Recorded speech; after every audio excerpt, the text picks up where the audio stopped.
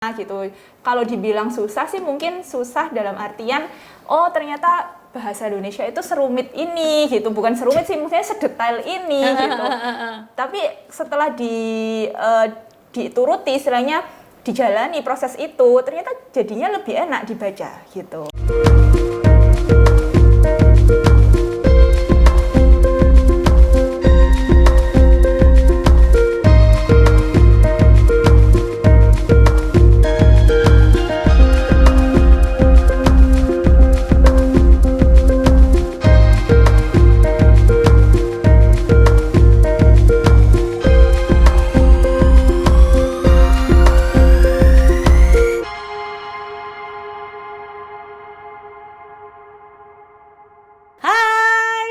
Jatim, balik lagi nih di Ngopi Bareng Penulis. Nah, masih sama dengan episode selanjutnya nih. Kali ini kita masih bahas tentang jalan menuju rumah. Nah, kira-kira kali ini kita bakal membahas tulisan siapa?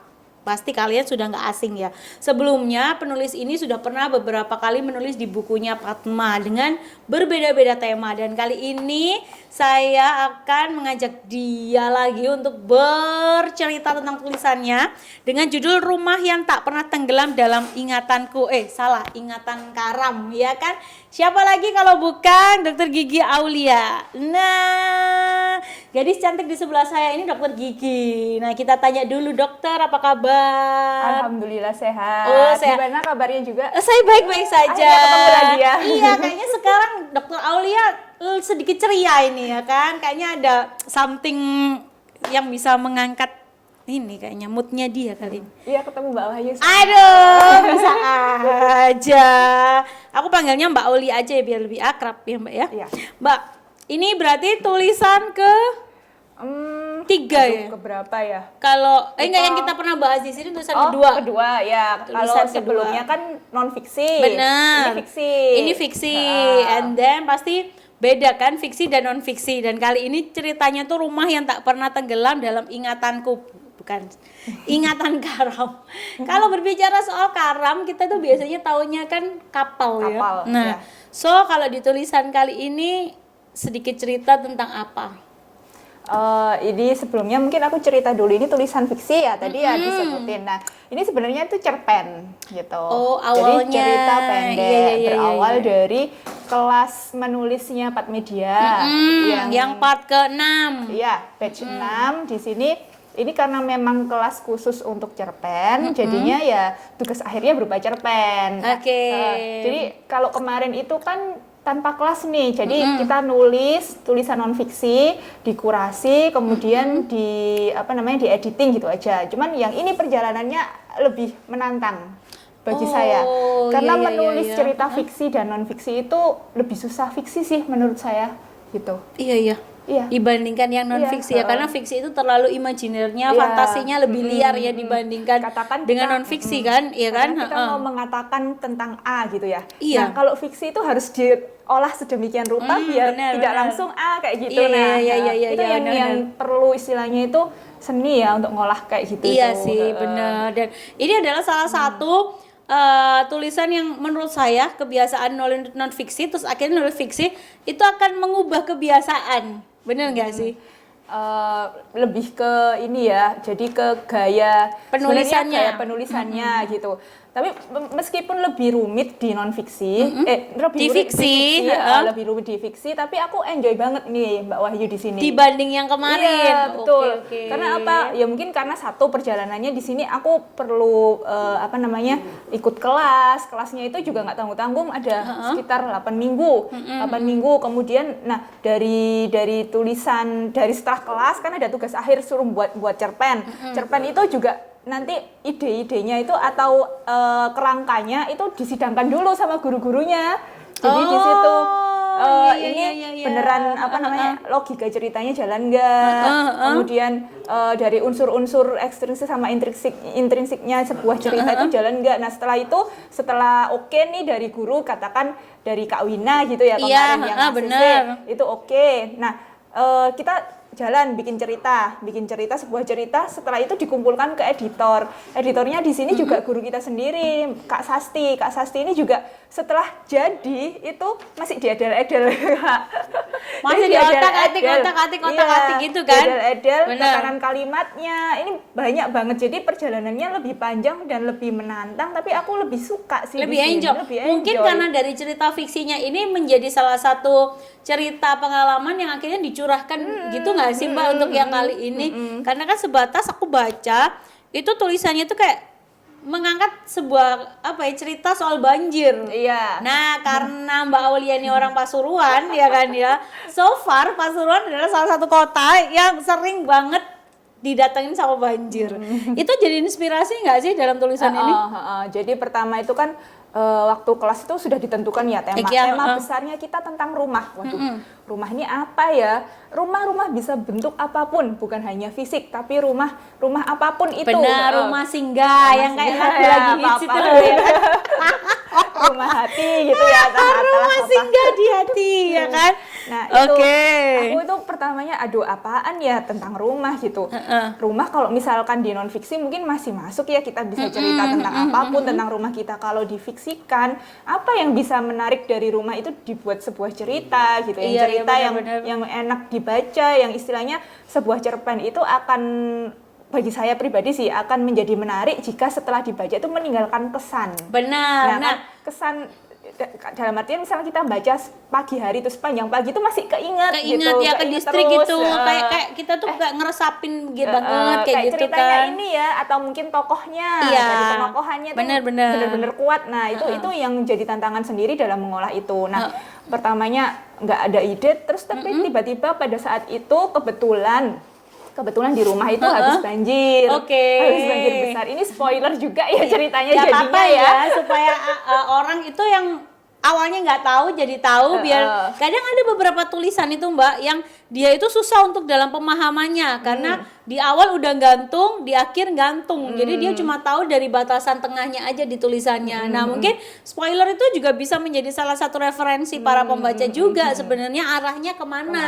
Gitu. Nah, kayak gitu sih. Nah, kebetulan kan ini kan soalnya bahas soal banjir. Nah, banjir ini kan banyak ya paradigmanya kan, bisa juga banjir itu dikategorikan sebagai banjir musibah atau banjir itu bisa dikatakan sebagai banjir kiriman atau bisa ada juga banjir itu adalah berkah. Nah, kalau dari Mbak Aulia sendiri pada saat penulisan itu emang dari sebuah cerita yang sedang terjadi. Nah, gitu. Sebenarnya inspirasi awalnya itu kan tentang rumah ya. Rumah kebetulan di sekitarku, di sekitar daerahku itu kan memang langganan banjir. Nah, itu tercetus, awal idenya itu tercetus pada saat aku ngelihat istilahnya tuh melalui daerah banjir, dan aku ngelihat ada seorang nenek-nenek lagi di atas rumahnya sendirian gitu. Nah itu, dan lagi gendong kucing gitu. Nah itu jadi sebuah pencetus tokoh gitu loh. Kayaknya asik nih jadi tokoh gitu di cerita itu. Nah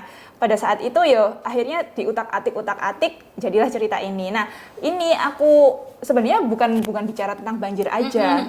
Yang pengen aku angkat di sini itu tentang masalah sosial yang sampai detik ini pun belum selesai, yaitu lumpur lapindo. Lumpur lapindo di mana rumah di sana kan banyak sekali ya yang istilahnya menjadi korban ya.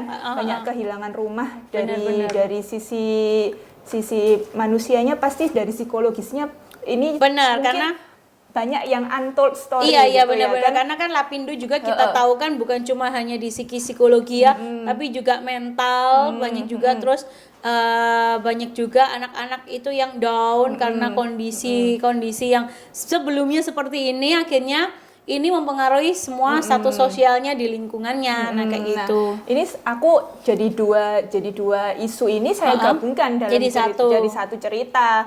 Jadi mungkin baca sendiri deh nanti biar asik gitu ya. Jadi aku kasih clue di sini. Aku ngangkat tentang isu psikologisnya, bagaimana masyarakat yang kena musibah lapindo itu sisi psikologisnya kayak gimana sih, kehilangan rumah itu seperti apa. Ini aku kemas dalam bentuk banjir juga gitu. Iya ya. Intinya sebenarnya dalam satu tulisan itu selalu ada benang merahnya yang ada di sini.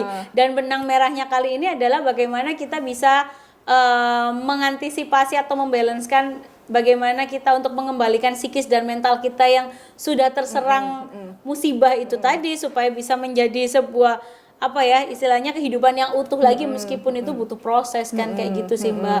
Nah untuk berapa lamanya? Itu berapa lama untuk bisa menuliskan satu judul buku ini? Kalau nulisnya sebenarnya sih sekali duduk bisa ya. Cuman ada cumannya nih kan prosesnya tuh diendapkan dulu melalui proses editing dan lain-lain. Iya Nah, sih. itu yang bikin lama sebenarnya. Nah, kalau misalkan sampai selesai benar-benar fix selesai itu bisa 1 bulan lebih sih aku ini nulis cerita ini. Ini satu judul aja 1 bulan lebih. Oke, Gitu. oke. Lumayan ya 1 bulan lebih ya. Karena proses Apa yang bikin apa yang bikin susah sih Mbak?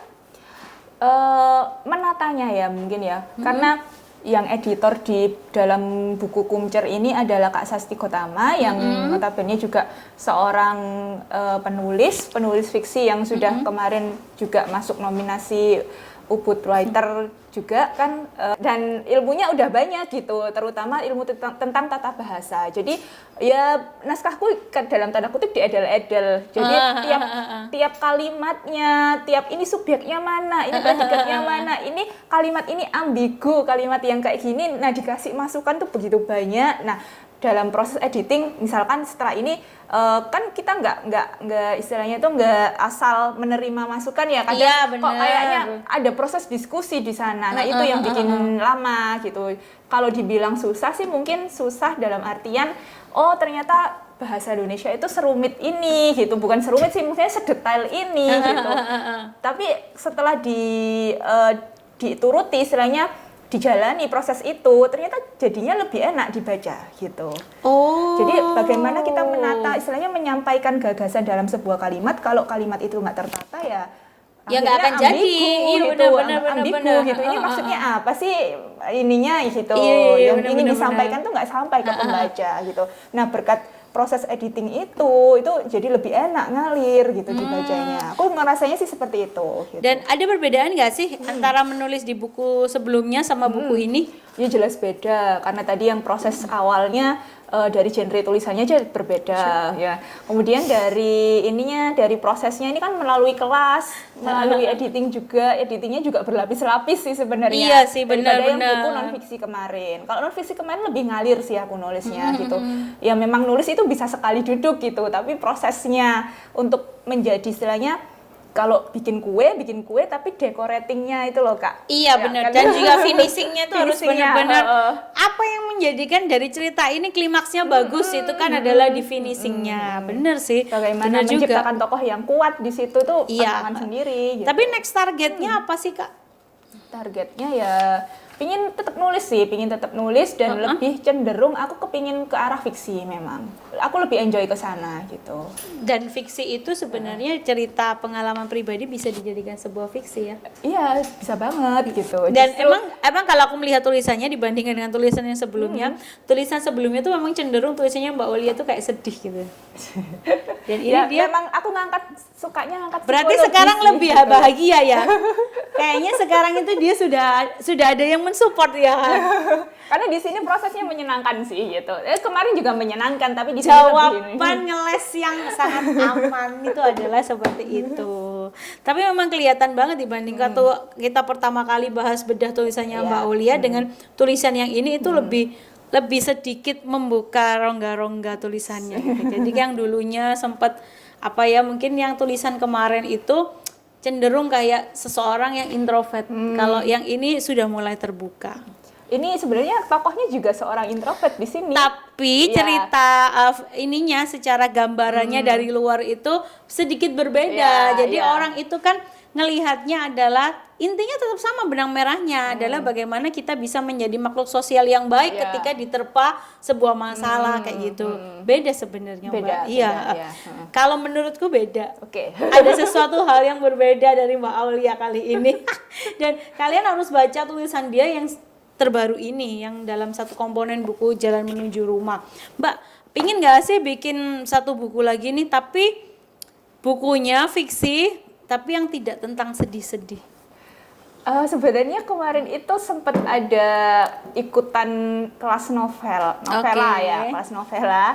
Cuman belum istilahnya untuk menerbitkan novela yang buku solo kan itu pasti. Buku solo itu perlu waktu sih dan belum jadi sampai sekarang gitu. Masih istilahnya waktunya kejar-kejaran sama kerjaan dan lain-lain. Cuman di situ lagi-lagi atau mungkin ini yang disebut ini ya, apa namanya?